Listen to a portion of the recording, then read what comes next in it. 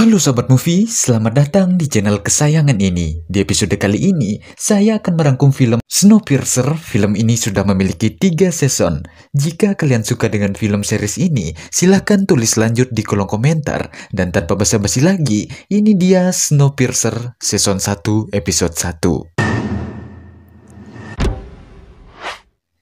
Di awal, diceritakan bagaimana keadaan bumi, suhunya semakin panas setiap harinya karena ulah manusia sendiri, dan hanya menghitung hari saja, bumi akan hancur. Namun, para ilmuwan mencegah itu semua terjadi dengan cara mendinginkan bumi. Para ilmuwan meluncurkan alatnya menuju atmosfer, tapi hal itu malah membuat bumi membeku sampai ke intinya. Namun, ada seseorang yang bernama Mr. Wilport yang telah mengetahui dampak semua ini lebih awal. Dan saat ramalannya benar terjadi, Mr. Wilport telah selesai dengan menciptakan tempat perlindungan yang di luar dugaan, yaitu sebuah kereta raksasa bernama Snowpiercer yang memiliki 1001 gerbong. Snowpiercer dirancang khusus untuk menghasilkan suhu khusus di dalam kereta. Walaupun di luar keadaan bumi sudah membeku, Snowpiercer memiliki listrik abadi. Listrik itu berasal dari kereta yang terus berputar. Namun, Snowpiercer hanya untuk kalangan orang kaya dan para sultan. Sementara, masyarakat menengah ke bawah tidak akan sanggup membeli tiket Snowpiercer. Mereka pun memutuskan berlari dan memaksakan masuk tanpa tiket. Pertumpahan darah pun tak bisa dihindari, sebab tentara Mr. Wilport tidak segan untuk menembak orang yang melanggar aturan. Keberuntungan berpihak kepada rakyat miskin sebab Mr. Wilport memerintahkan prajuritnya untuk menutup gerbong ekor karena kereta telah berangkat. Singkat cerita, Snowpiercer 7 tahun memutari bumi dan tidak ada kerusakan apapun. Scene ini difokuskan dengan keadaan gerbong ekor yang ditempati rakyat biasa atau rakyat miskin. Keadaan mereka sangat memprihatinkan sebab di sana gelap dan sangat kotor, tapi masih mending tinggal di sana daripada harus membeku di luar kereta. Dan untuk makanan setiap harinya, mereka diberi makanan plastik atau jeli keras yang rasanya tidak enak sedikit pun.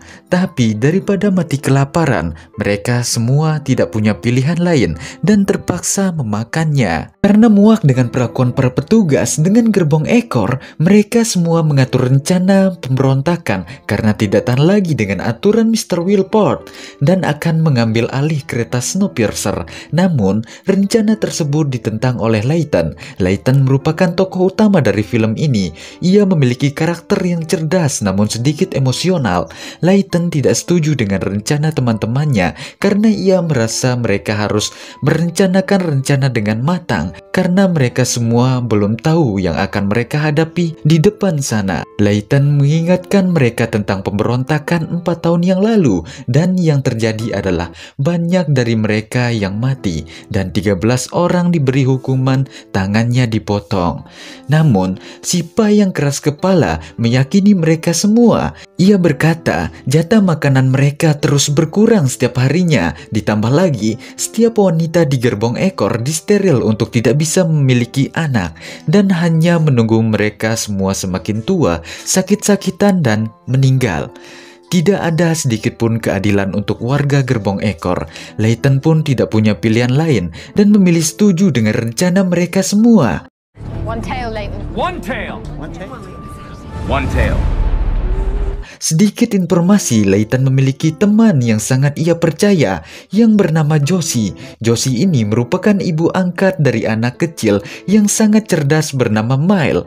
Dan Layton sendiri dulunya memiliki seorang istri bernama Zara. Namun, Zara sudah diambil gerbong depan sebab gerbong depan akan merekrut orang dari gerbong ekor sesekali kalau ia dibutuhkan. Singkat cerita, mereka mempersiapkan senjata mereka masing-masing untuk melakukan pemberontakan. Namun ketika pasukan penjaga datang membawakan makanan untuk mereka, tidak disangka ada anggota penjamuan datang bersama pasukan yang lebih banyak. Ia adalah Buruti. Mereka pun tak punya pilihan lain selain menunda rencana pemberontakan mereka. Kedatangan Buruti tidak disangka ternyata membaca surat penjemputan untuk Layton. Layton pun dibawa secara paksa. Teman-temannya tidak bisa berbuat apa-apa untuk Layton. Layton! Layton langsung menjalani protokol kebersihan dan pemeriksaan. Alasan Layton dibersihkan supaya steril karena penghuni Snowpiercer terdiri 4 golongan. Di gerbong terdepan yaitu kelas 1 yang berisikan para sultan. Pokoknya kalangan ini paling atas deh. Snowpiercer tercipta karena didanai oleh para sultan yang ada di gerbong ini. Selanjutnya gerbong kedua, tempat orang kaya tapi tidak sekaya di gerbong kelas 1.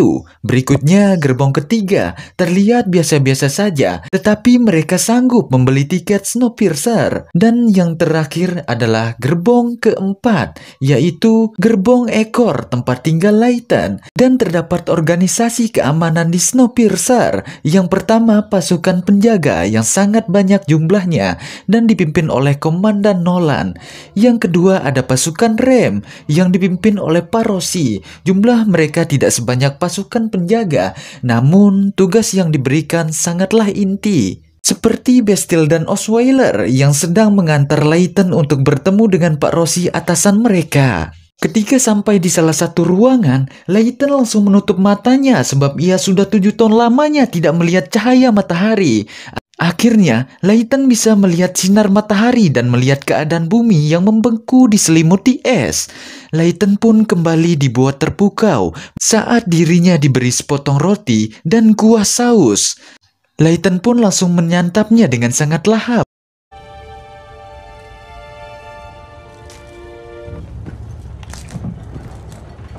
Layton merasa seperti mimpi bisa menyantap makanan enak lagi. Pak Rossi langsung memberitahu alasan Layton dibawa ke sini sebab seseorang pria kelas 3 bernama Sandwise telah dibunuh dengan sadis, kaki dan kanannya dimutilasi, serta kelaminnya dipotong. Pak Rossi yang mengetahui Layton adalah seorang detektif dulunya, jadi Tuan Wilport menyuruh Layton untuk menyelidiki dan menangkap pembunuhnya. Bastille dan Osweiler membawa Layton ke tempat jasadnya Sandwise. Layton yang selesai mendengar penjelasan mereka, ia pun langsung menolak untuk membantu menangkap pembunuhnya. Mendengar jawaban Layton, Bastille dan Osweiler membawa Layton menuju sebuah ruangan untuk menghajarnya. Namun, hal itu membuat Pak Rossi geram karena Bastille dan Osweiler bertindak tanpa perintahnya. Pak Rossi menyuruh mereka berdua pergi. Kini tinggal mereka bertiga di dalam ruangan bersama seseorang wanita anggota penjamuan yang sangat berpengaruh di Snowpiercer. Melanie merupakan tangan kanan dari Mr. Wilport dan hanya Melanie yang bisa menemui Mr. Wilport. Melanie menjelaskan Layton pembunuhan seperti ini sudah terjadi 2 tahun yang lalu. Melanie berhasil menangkap pelaku tersebut, namun pembunuhan serupa terjadi lagi. Layton pun menyimpulkan bahwa Melanie menangkap orang yang salah. Layton diajak ke sebuah ruangan yang bernama Laci Abadi yang dikelola oleh Dr. Henry. Layton diperlihatkan Nicky Janet yang merupakan tersangka pelaku pembunuhan 2 tahun yang lalu. Ia dihukum berat dan ditidurkan dalam laci abadi. Melanie menegaskan kepada Layton, apabila perempuan ini tidak bersalah, Layton harus menangkap pelaku aslinya dan akan membebaskan Nicky Janet. Kemudian Pak Rossi membawa Layton ke tempat warga kelas 3 untuk mempertemukannya dengan istrinya Sandwise, yang ternyata membuat Layton terkejut. Sebab istrinya Sandwise adalah Zahra, istri Layton dulu. Layton pun langsung marah sejadi-jadinya kepada Zahra. Didn't choose to leave like you. Turn your back on us so you could go work in the night car.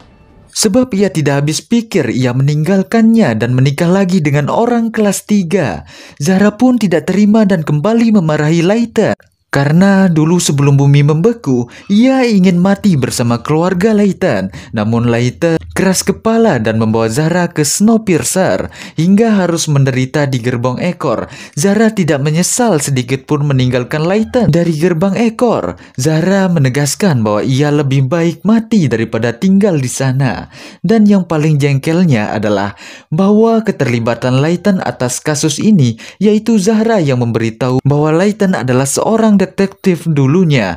Zahra sengaja melakukan semua ini karena ia yang menjadi tersangka utama pembunuhan Sandwise. Zahra meminta bantuan Layton supaya ia tidak menjadi tersangka dan menangkap pembunuh aslinya.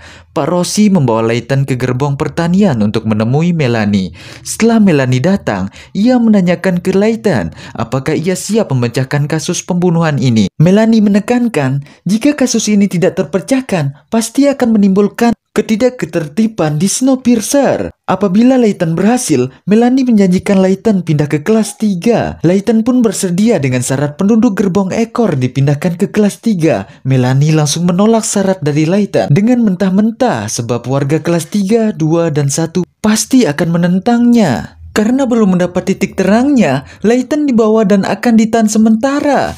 Scene berpindah ke gerbong ekor, semua orang di sana dihebohkan ketika melihat orang yang mereka anggap selama ini ayah di gerbong ekor mati bunuh diri. Hal itu membuat orang-orang di sana seketika murka sebab ia sudah kehilangan Layton. Sekarang mereka kehilangan ayah mereka. Semua orang di sana sudah berapi-api. Mereka pun sepakat untuk melakukan pemberontakan. Rencana dimulai awalnya mereka melaporkan ada seseorang bunuh diri. Tentu saja para petugas akan masuk dan memindahkan mayatnya karena ini merupakan protokol yang berlaku. Para penjaga pun masuk ke sana. Di sana terlihat juga Bastille dan Osweiler. Namun ketika mereka ingin memindahkan mayat, tiba-tiba terjadilah pemberontakan, dan yang paling mencuri perhatian adalah si pria besar berotot yang sangat tangguh. Ia menghabiskan semua pasukan yang ada di depannya dengan tangannya sendiri. Di tengah pertumpahan darah itu, tiba-tiba datang seorang anak kecil yang mengambil potongan tangan si penjaga dan berlari untuk membuka gerbong yang ada di depannya. Namun, tak disangka secara mengejutkan Komandan Roland bersama pasukannya yang jauh lebih banyak sudah berada di sana. Layton pun berada di sana. Pai dan kawan-kawan saat ini berhasil menyandera Bastille dan merebut satu gerbong. Layton diperintahkan Komandan Roland menghentikan aksi teman-temannya itu. Jika tidak, Komandan Roland akan turun tangan bersama para pasukannya. Layton berusaha membujuk ketiga temannya untuk berhenti dan melepaskan Bastille. Awalnya Pai tidak setuju dengan Layton. Layton berjanji akan merebut Snowpiercer dengan cara lain. Mereka bertiga pun setuju. Layton langsung memukul Bastille untuk balas dendam karena telah memukulnya tadi. Layton meminta untuk tidak menghukum mati ketiga temannya. Layton ingin temannya ditidurkan di laci abadi. Layton berjanji akan menyelesaikan kasus pembunuhan jika temannya tidak dihukum mati. Melanie pun akhirnya menyetujui kesepakatan dari Layton. Setelah itu, Melanie bergegas menuju ruangan di mana ruangan ini milik Mr. Wilport. Tidak sembarang orang bisa masuk ke ruangan tersebut kecuali engineer. Diperlihatkan Melanie melepas seragamnya dan menggantinya dengan pakaian biasa. Ia pun menemui seseorang di ruangan itu. Apakah ini Mr. Wilport? Sangat mengejutkan, ternyata Mr. Wilport tidak ada di kereta ini. Selama ini Melanie lah yang memimpin dan menjalankan Snowpiercer, dan pria tersebut adalah Ben yang merupakan engineer. You have the train, Mr. Wilford. I have the train. Snowpiercer Season 1 Episode 1 bersambung. Jangan lupa tulis pendapat kalian tentang series ini. Berjumpa lagi di episode keduanya. Bye-bye.